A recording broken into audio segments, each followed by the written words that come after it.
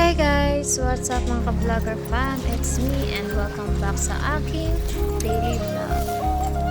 So, today is maglilinis lang tayo ng ating bahay. Ang pinaka-highlight natin ito guys ang ating paglilinis ng bintana. So, samahan niyo ako guys. Keep watching!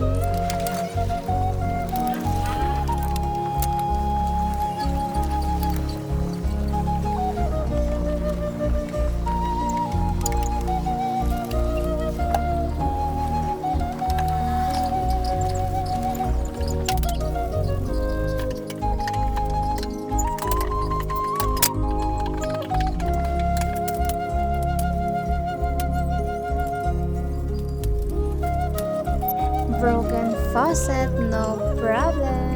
Sino nagsabi dyan na kailangan ko ng lalaki sa buhay? Kaya kong gawin ang kayang gawin ng mga lalaki. So, tapos na tayo sa paglilinis ng bintana, pag-aayos ng faucet. So, ngayon naman guys, maghuhugas tayo. Subukan natin yung ginawa natin sa faucet, yung inayos natin kung gagana ba talaga or maayos yung pagkakagawa natin. So guys, keep watching until the end and enjoy! So far, nakikita ko naman guys na maayos yung pagkakagawa natin sa faucet. So, kung kailangan nyo guys na mag-ayos ng faucet ninyo, don't hesitate to message me.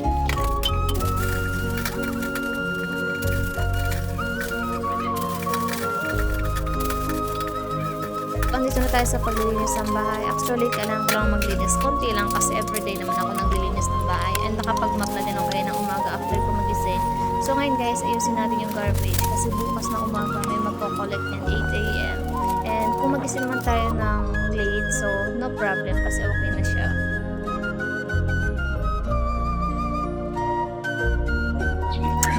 Isa na lang panahon.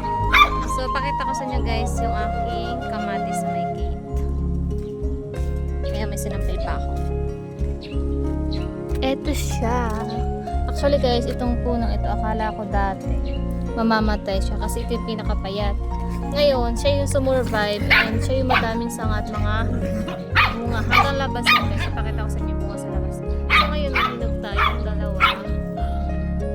Ayan. Ito guys ay grapes. Pinapatubo ko pa. So labas tayo guys. Tingnan natin yung sa labas. Ipakita ko sa inyo.